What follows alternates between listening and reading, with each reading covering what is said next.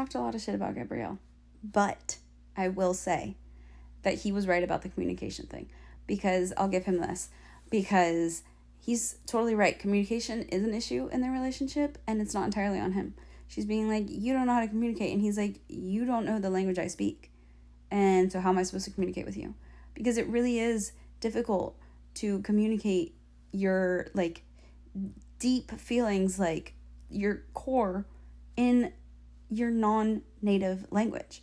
Like, how is he expected to do that? Because she tried to learn a little bit of French, Emily, right? Tried to learn a little bit, and then thought that everyone would just bend to her will and be like, okay, yeah, I'm just gonna speak English because this bitch refuses to learn French, and then she just gave up.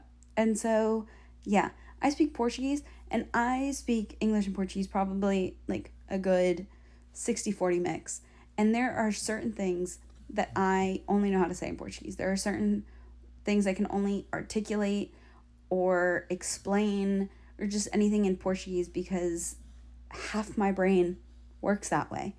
And so for him, and this is me living in America speaking Portuguese, which is not the main language here, he is in France, mainly speaking French and only speaking to her in English, and is expected to be able to communicate effectively.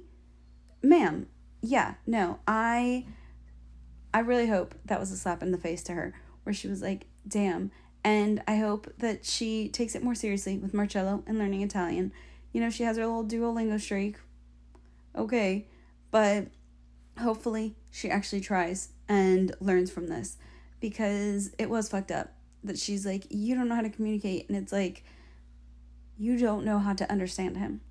And that, I think, I felt bad for Gabrielle there.